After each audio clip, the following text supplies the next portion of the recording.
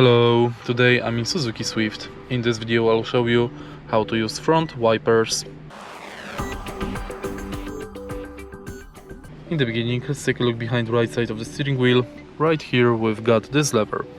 To use front wipers, as you can see on the scheme, firstly you can use it in mist mode by pushing the lever upwards.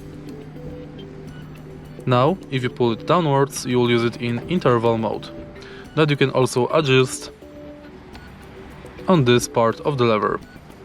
Interval time between fast and slow. Next you can use it in low mode, and in the end you can use it in high mode.